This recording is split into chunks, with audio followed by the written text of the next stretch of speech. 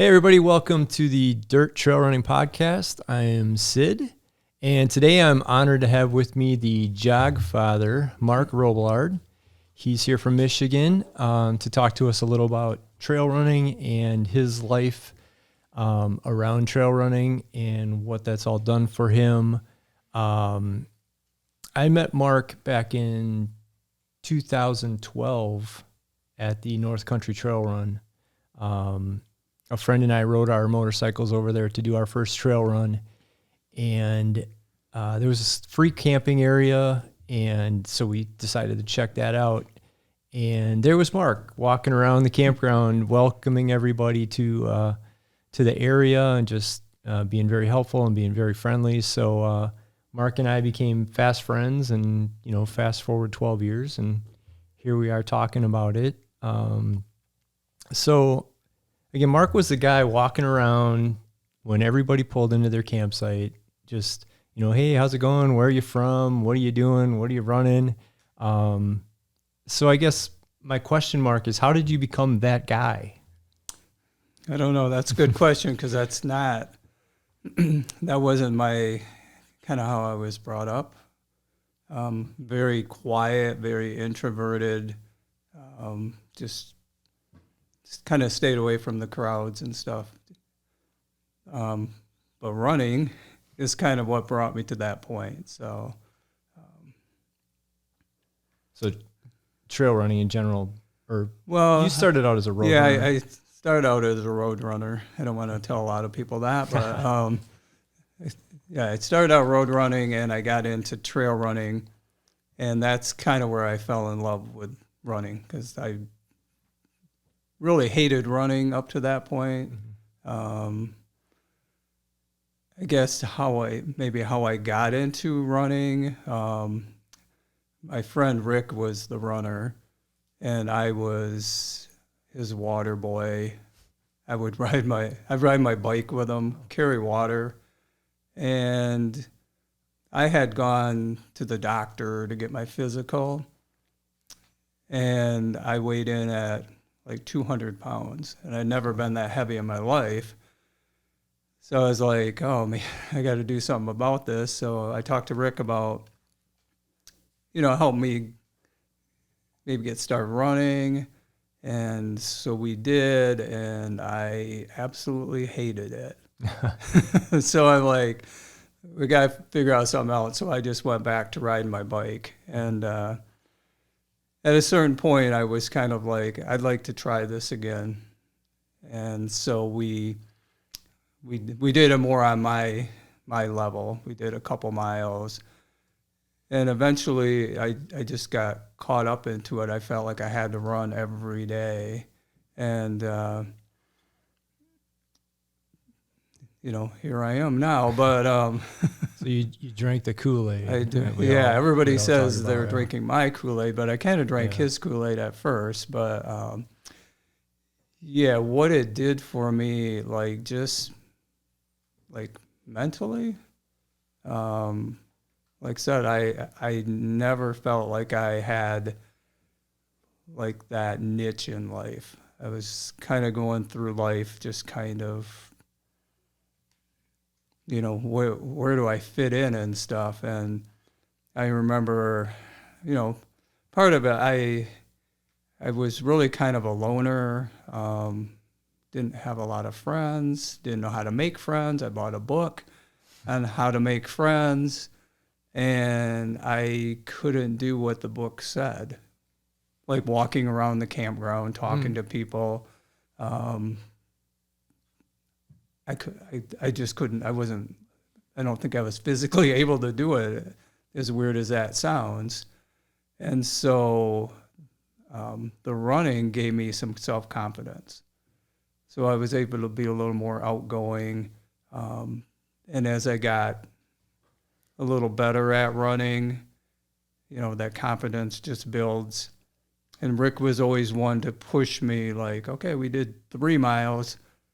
We should do 6 miles. I'm like, this is the dumbest thing I've ever done, I wonder what that's like. I know, I would never do that to anybody. So it was just then what's what's beyond that? There's a half marathon. Rick had also told me, because I started running consistently when I was 33. He told me before I was 36, I had to complete a marathon. Oh yeah, and I we all know that. Yeah, there's a hard cutoff. I missed the fine print, so I secretly trained for it. Okay. And I tell people all the time, my training plan that year, I ran once a week. I would do a long run on Saturday or Sunday, and my legs hurt most of the rest of the week. Yeah. So I didn't run at all until the next weekend. And them guys would be like, this is the weirdest. You should at least get a run in during the week. I'm like, no, I don't want my legs to be sore for the weekend. Mm-hmm. So I just ran once a week, which I finished the marathon, but it was kind of a horrible experience, which made me not want to give it up. It actually made me want to run it again, because I didn't want to, as they say in basketball, I didn't want to quit on a miss. Right. So I couldn't really live with myself that, oh man, you had this opportunity to prove him wrong, and then you kind of didn't train properly. So the next year I actually trained, and I actually ran quite well. And so for all this running and these, per se, stupid miles to me, I was hooked on the marathon. Okay. I fully drank the Kool-Aid. And it was a road marathon. They were road marathons. And then a couple years into running, we started running trails. Rick was having a problem with his knees. So he said, hey, we should go run Hofmaster. Okay, never been there before. Go out there. I hated it. Absolutely hated it. It was going up the hills, the roots, the stumps. We didn't know where we were running. And I was like, oh man, I don't like this. I don't want to do this. But we continued to do it. We would run probably 5-6 miles when we go to run. So we weren't big distance. And one day Rick's like, I have this race. It's by my in-laws' cabin up in Manistee. It's called North Country. We should do the marathon. And I'm like, now you've reached kind of the limit of like dumb things that we can do. We're going to run a trail marathon. So I jumped right in, and I think that's really where like my love for running was after that race. We ran the race. It was a very low-key race at the time, and it was such a grassroots environment around there. It was like, I've been to Chicago, run local races. To me, the road running seemed more cliquish. Nobody like talked to you after the race and stuff. And so the trail runner was just like, hey, we're all sitting there drinking beer, eating burgers. Didn't care if you ran the 50 mile or ran the marathon. It was just like this group of people that from all walks of life, And I think part of my upbringing was, when I felt like people were different than me, then I don't want to say something was wrong with them, but it was just I didn't understand like how I could, be with people that were like so different than I am. So yeah, I agree. I think trail running brings, like you said, all different kinds of people together. We had that common passion. So my story is kind of similar to yours. I came over to North Country for the half marathon. It was my first trail run, my first trail race. Before that, I had been doing some road 5Ks, things like that. Like every month I would knock out a 5K. And again, after the race, everybody leaves, you get in your car and you go home. Yep. So go over to North Country, do the half marathon. There's the campsite after the race. You just hang out with everybody. Like you said, you drink beers, you cheer everybody on that's doing the marathon, the 50 mile. And it's just that community vibe is so cool. And that was my conversion right there, was from road to trail. Was, it doesn't really get any better than that. No, and I think, when I first started, it was pretty much Rick and I that ran. And eventually, since I was so excited about running now, I would talk to somebody else and they're like, oh, you run? And they would come out and run trails. So eventually we had maybe 8 guys and gals running. And we're like, oh, we need a name. We need a name for this group. And one of my friends just shouted out Hobby Joggers. And we're like, okay, it works, And so we became the Hobby Joggers at one time. And I learned at that point that you could have fun running. It didn't have to be this intense and, you had to run a certain pace or anything. We could just go out. We'd take a soccer ball, kick it down the trail and go chase it down. And just stupid things, We ran the Cal Haven Trail, which is like a 34-mile rail trail there and back. It's just because we could, and but we had fun doing it. So as that kind of expanded, and I always said to people when they came out, and we're not the traditional trail running club or running club and stuff like that. We kind of goof off a little bit during the run if we were playing pine cone baseball or whatever we're doing out there. Some people get it, some people don't, but I always figure if you have fun with whatever you're doing, you do it better. Yeah. So I think if we're going out there and we're going to train for 50 miles and we're just so intent on a certain pace and whatever and stuff, you kind of lose the joy of it. So if you go out there and you just have fun, I feel like you run better and it just goes quicker. Right. And so, so I at that point was just in love with it. And it was a progression of, okay, I got caught up in the marathons. If it was road or trail, I would still do a road marathon here and there, but mostly it became trail marathons. Got to go all over the place, got to travel. Just being outside, seeing some of the beauty all over Michigan was wonderful. And then one of my friends decided she was going to sign me up for a 50 mile. She said, I think you're ready. And I'm like, hey, whatever, we'll give it a shot. And it was at Woodstock down in Pinckney, Michigan. And it rained all night long. So the course was just an absolute mudslide. Oh, I have no idea what you're saying. Yeah. I've never heard of anything like that. Yeah. And I loved it. I absolutely fell in love with running through the mud. And I ended up, actually at that race, I had met a guy that was struggling to finish, and he kind of joined up with us and said, hey, it's okay if I run with you. It's like, yeah, you're fine. But I'm just going to tell you that I'm going to run everything I can. I'm not going to walk. I just want to get this damn thing over with. And he's like, okay.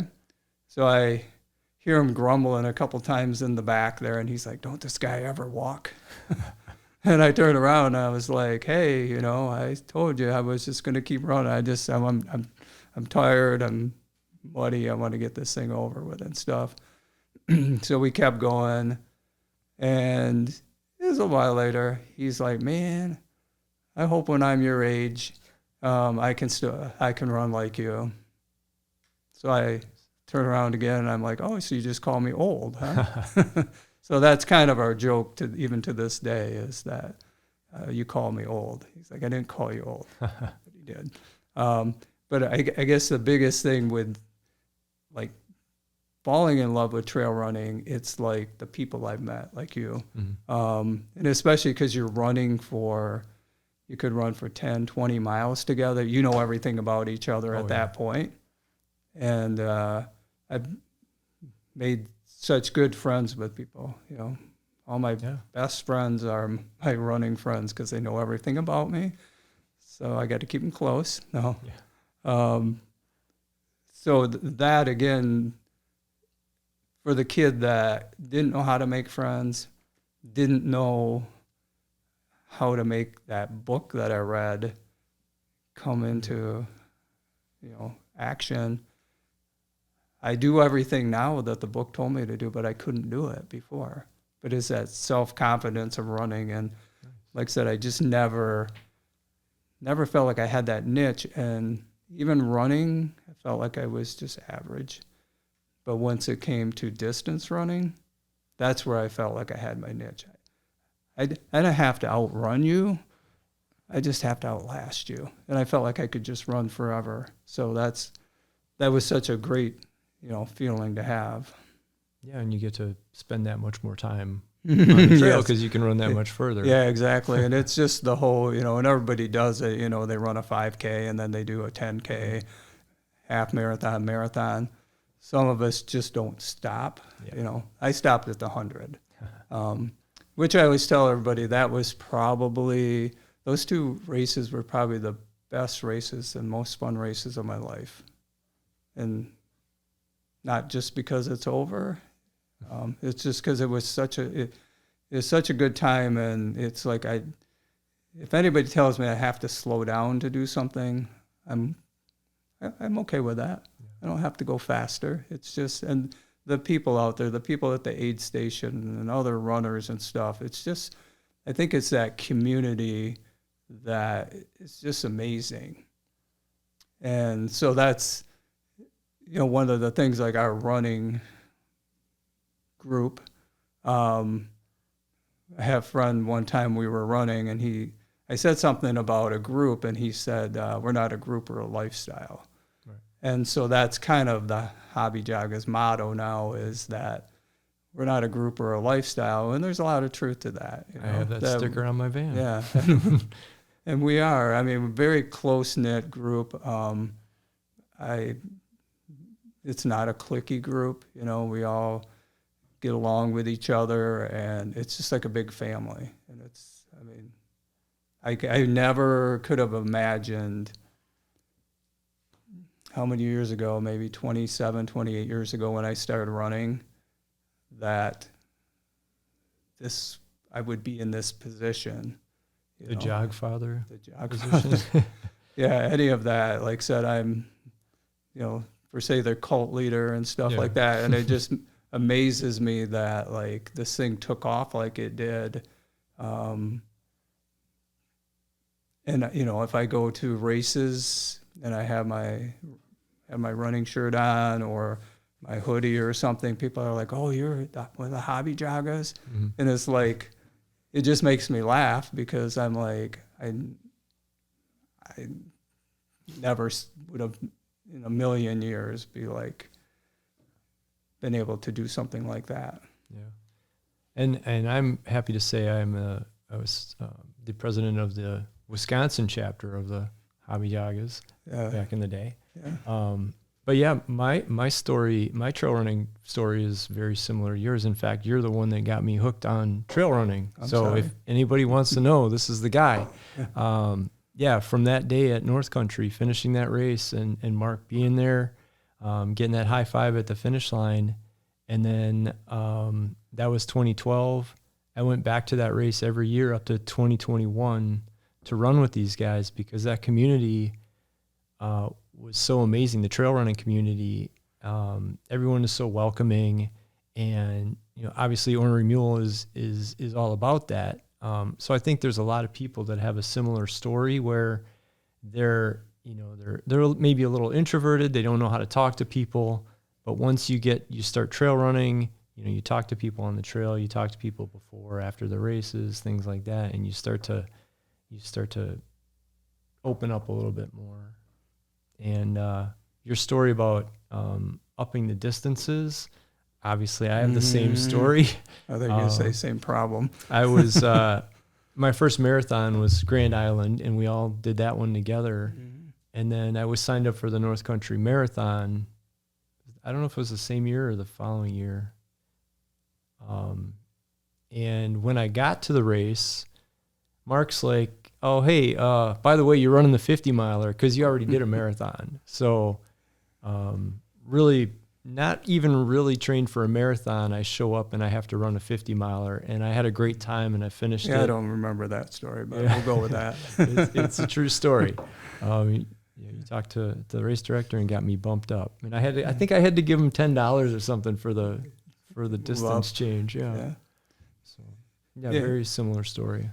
Yeah, and I talk a little bit about how I got to this point of walking around the field, talking to people, and just being kind of the leader of the group and stuff. And I feel like I think going through like some of that when you're younger creates who you are, so you have to struggle at times, and then the right people come into your life, they always say people come into your life for a lifetime or a short period of time, but there's always a lesson there. And I recall back probably in my late 20s, my one friend, he was dating this girl, and the church that they went to, they would always go camping or they would do different things and stuff like that. And he's like, "Mark, you got to come with me." And I'll be like, and you remember, I'm like very quiet and shy, and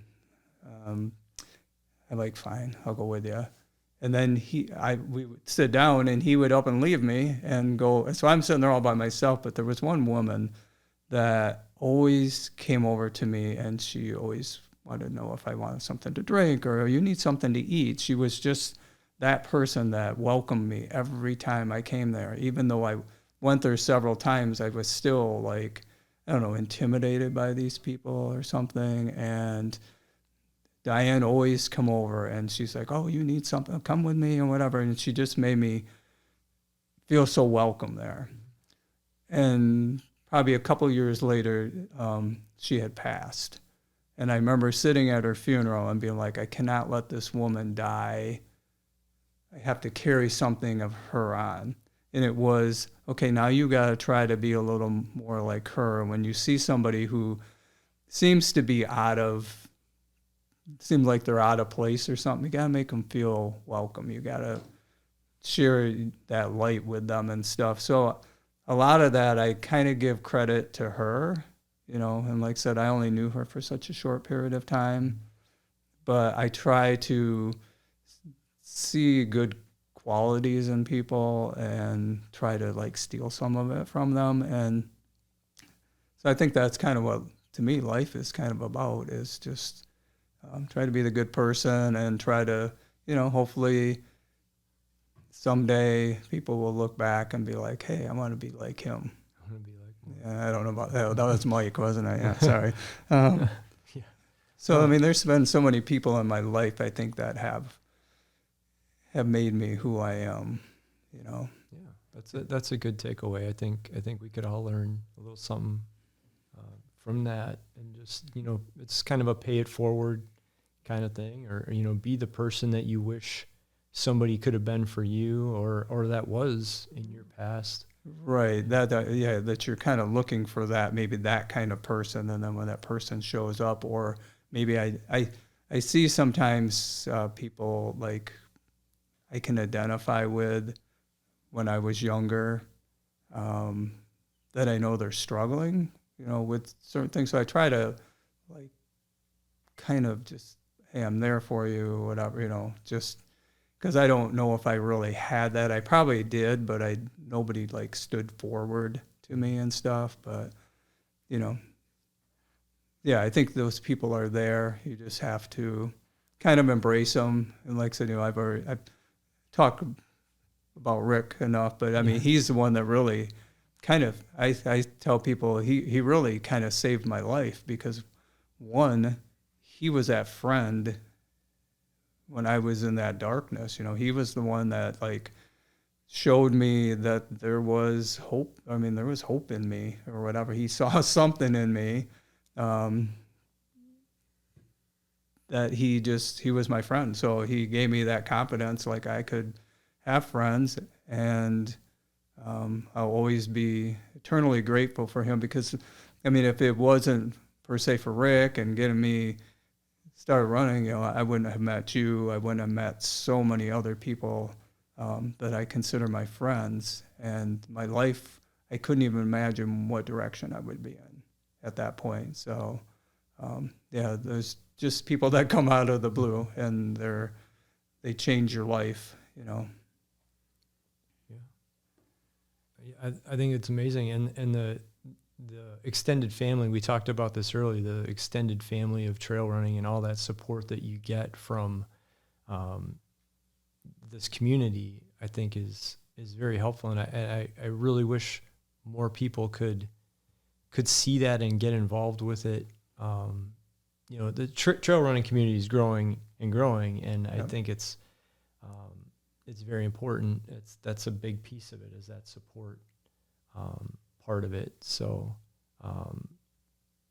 because, well, you've had a lot of changes and things going on in your life, and yes, and without that, I assume it would have been just. Yeah, I can't imagine some of the things that I've per se dealt with. You know, I always feel like somebody's always got it worse than you, but we still go through them dark times. And I feel like at times I've had a dark cloud over me, but having that family or running community, having my back as I would theirs, is huge. And just, you know, I always told people I didn't run 100 miles for the buckle or the medal or anything. I did it for this because life will punch you in the throat. You have to learn how to punch it back. So I feel like, you know, days that, hey, bring it on, you know, I got it, you know. So there's days that I don't, but I know that I have, you know, the right people behind me too to help me, you know, kind of keep a balance, not to get too high, get too low. You know, one of the things I heard when I was younger was I was watching a baseball game, and the one player from the Tigers, they were interviewing his dad, and they said, you know, the guy could strike out 20 times in a row, or he could hit 20 home runs in a row. But the guy was just like right here. And he says, how does he do it? You know, how does he do it? He's like, because he says it's so much energy to be up here and then down here and up and down and whatever. So it's just, so you got to find that balance. You know, there's going to be little bumps here and there and stuff, but you got to figure out how to, you know, whatever coping mechanism you have to stay even. And like I said, running has done that for me. It has really kind of calmed my soul. I've saved the world problems many times, you know, being out there. Right. Yeah, I feel like who I was, who I could have been, and who I am, you know, are just three different people.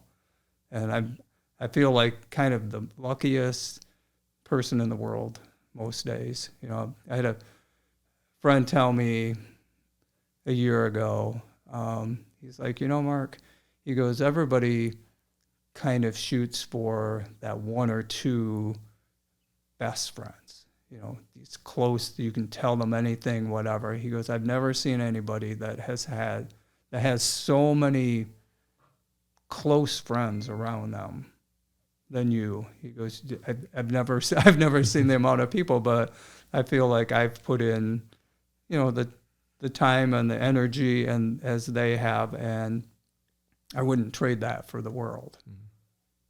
Yeah. And then, well, I don't know if you want to talk about it, but you recently came out.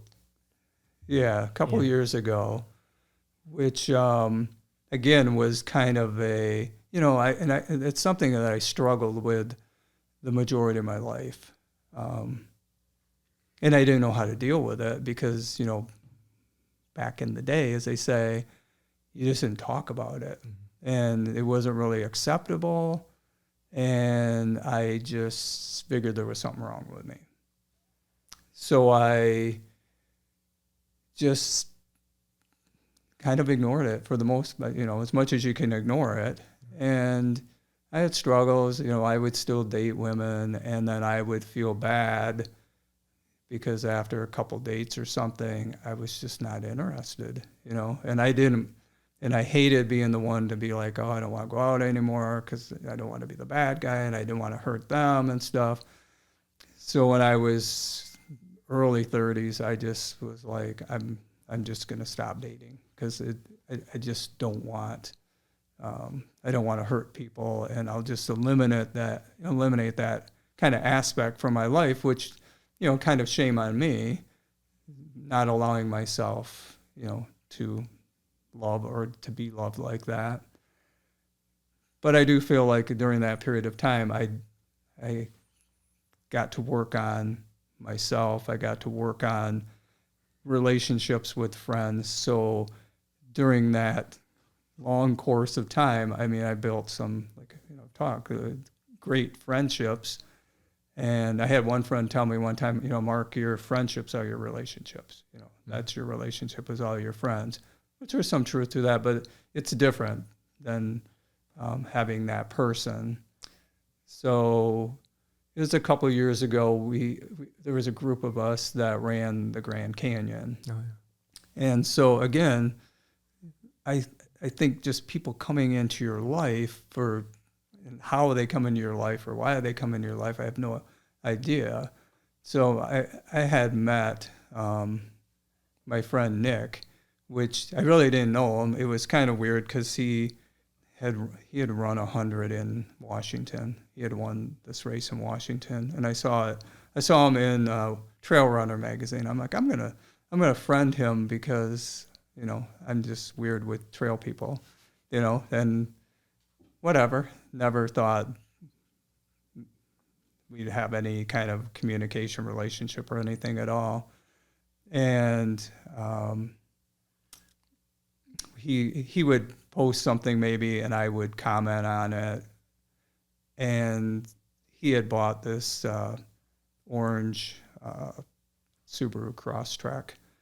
And the church I work at, the one day there was a orange Subaru Crosstrek that pulled in the parking lot. So I had text him and be like, oh, you came to visit me or whatever and stuff. Took a picture, sent it to him. That's just my weirdness. But and he had replied back, kind of LOL or something like that. So it kind of started maybe a little bit of a conversation with him and stuff. And Nick is 20 some years younger than me, and I have kind of this philosophy that if you're my friend on Facebook, there might be a day that you might have to meet me. Sorry. So I was heading to Southern California to visit with my nephew and his family. And Nick was living in San Diego at the time. And I had texted him and said, hey, I'm going to be down there if you want. Maybe we can meet for lunch or dinner or something. And he's like, yeah, just let me know when you're around. So I had texted him, and he said, well, probably Tuesday's the best day. I get out of work at 5, whatever. And he's like, by the time I get in traffic, whatever, I'm like, I'm the one on vacation, so I can just drive down to San Diego. And he's like, okay, meet at the beach. And so I drove down there, and we sat on the beach for probably 2 hours talking about ultra running. Yeah. Here's a guy that has won ultra runs or 100-mile races, sub 20, taking advice from somebody who, 22:55 isn't a horrible time, but I would tell him certain things. And he's like, oh, that's a great idea. I should do that. And I'm like, why are you taking advice from me? You don't need my advice. So we just kind of started a friendship, and we started, chatting maybe once a month after that.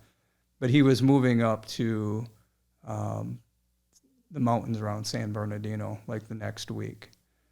So he would tell me at times, hey, if you ever want to get out of Dodge, come up in the mountains. He said, you're always welcome, even if I'm not here. I'm like, oh, okay. This is somebody I've just met once, so he must have felt like I wasn't going to kill him or something. So it just happened to be we were running the Grand Canyon, a group of us, and I had reached out to him and said, hey, I'm going to be out that way. Would you mind if I can stay a week? It was kind of a time in my life where I really felt like I needed to just get away and just leave, my life behind me right now, just kind of shut the world off and stuff like that. So he's like, yeah, you're welcome to come out here. So we ran the canyon, and I had a friend that he was driving back to LA. So he's like, Mark, you can just ride with me. I'll drop you off. I'm like, okay, appreciate that. So we meet at some gas station restaurant, kind of creepy that. So I told Todd, I said, you might want to get his license plate number, get a good look at him, all of that, just in case I come up missing and stuff. And none of that happened, but it could have. And so, we go back to Nick's house, and he lives up in the mountains, just very peaceful, quiet. So he's like, hey, you want a beer? We'll sit out on the deck and just chit-chat.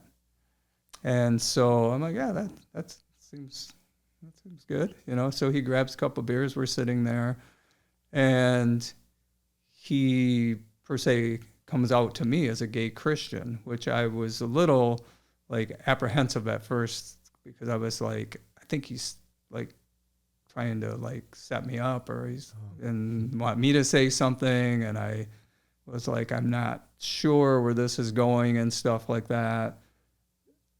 Which like I said, to me, it was kind of threw me off, but, you can't judge a book by a cover and stuff like that, because, I see him as this all American guy, he can't be gay. And so he made me feel comfortable enough that I could talk to him about that I was gay, and I quite didn't know, being 57 years old at the time, it's like, I don't even know where to go with this, at this point in life. So that was really the first time you kind of admitted it out loud? No, but if there is probably maybe 2 or 3 other people, but they were never in my circle. Okay. There were always somebody outside the circle that I would be able to say something to, but I knew it was just an acquaintance, So, like I said, and I feel like there was nobody I could talk to, which I know probably at this point that was wrong. But Nick and I would talk about this every day, and he would always say, "Oh, I'm sorry, I don't mean to keep bringing this up." And I'm like, "No, that's good, because I need to talk about this, and I need to talk about it with somebody, especially somebody who understands." And so after that week, I was heading back home, and I'm like, "Okay, Mark, what are you going to do about this?" And I started making a list on the airplane. I was writing down all these people. I didn't need to tell anybody, this is my life. But again, I've created these relationships with these people, and we're like family. And if I'm buying a new car, or they're getting a dog or whatever, we share these stories. That's how that's how this works.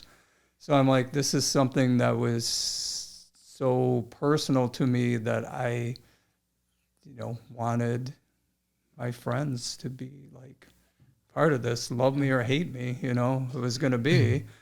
And so I made this list. I probably had 40 people or 50 people on this list. And so I get home, and I don't know if I was really nervous. I was just more, I don't even know how to say it. So I had 2 stories. I had the short story, I had the long story. Depends on who you were and stuff like that. So as I've talked about Rick was my, as I call him, my first victim, So I went out to the house. We went to dinner. I think he thought I was dropping him off. I got out of the car. We sat on the swing and watched the dog run around. And I was like, yeah, we need to have father-son talk. And he's like, who's the father? I go, well, you are, because you're older. But I just sat there and I couldn't think of what I wanted to say. So I was like, you know why I'm not dating or married? And he just looked at me kind of like you are right now, just kind of like, okay. And I'm like, say something. And he wouldn't say anything. So I just looked at him. I'm like, because I'm gay. And I couldn't even tell you, like, the words coming out of my mouth, I had to own it. Mm-hmm. You know, if he would have said, oh, because you're gay, I would have just agreed with him. So I didn't really own it. And his thing was like, okay. And I was like, okay. Because again, I go back to, this introverted kid, no friends, having a hard time. I didn't want to lose any of that. That was my biggest fear, was like I was going to tell people and then my world was just going to crumble apart. And it was absolutely the opposite. He's like, I'm sorry. I wish you would have been able to feel comfortable telling this, years ago and stuff. And at that point, I felt like I could have ran to the road, stopped every car, and told them. And so it progressed, the next person on the list. But the more people I started to tell, I'm like, I'm going to have to, kind of ramp this up, because I kind of wanted to tell them, but it wasn't a secret. Right. So if you heard from somebody else, I wasn't, but I wanted to tell you personally too. And I couldn't even imagine, like, the love and support that I received. I mean, it was just, wow. Because like I said, I had in the back of my mind that this thing was really going to go south. Yeah. And so they, like I said, they have been so supportive to me. And like I said, the running continues to, like, help me through some of these situations, and just, like I said, the people I've met through running, and I imagine that your list of 40 people, a lot of those were people that you had met through running. Yeah, these are not like childhood friends or family and stuff. The hardest person probably to tell through the whole thing was my sister, because we had conversations when I was younger, but you got to remember, it's probably 30, 35 years ago. So everybody's mindset kind of changes over the years. She got the long story. She got the extra long story. But she was very supportive, and she's like, Mark, I don't care. I love you for who you are and stuff, which really made me feel good, And I really feel like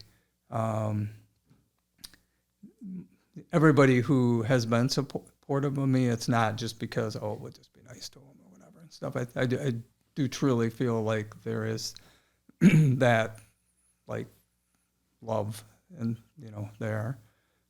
I've had a couple people that didn't like it, I guess, but it's like I don't know how to change that. I can't. That's on them. Mm-hmm. Yeah, and I don't feel like I go around and flaunt it, and if I did, so be it. Because Rick had said to me when I told him, he says, so when are you coming out? And I'm like, well, I think I kind of did. And I said, but I'm not going to go on social media. I'm not going to fly a flag in my yard and stuff like that. I'm just whatever. Well, that was not true either. I fly a flag in my yard. I went on social media about a year ago, because I feel like with anything in life, there's like a process of certain things. So the first year was really kind of a struggle, like feeling comfortable with myself and being happy of, like, who I am. And I could finally do that.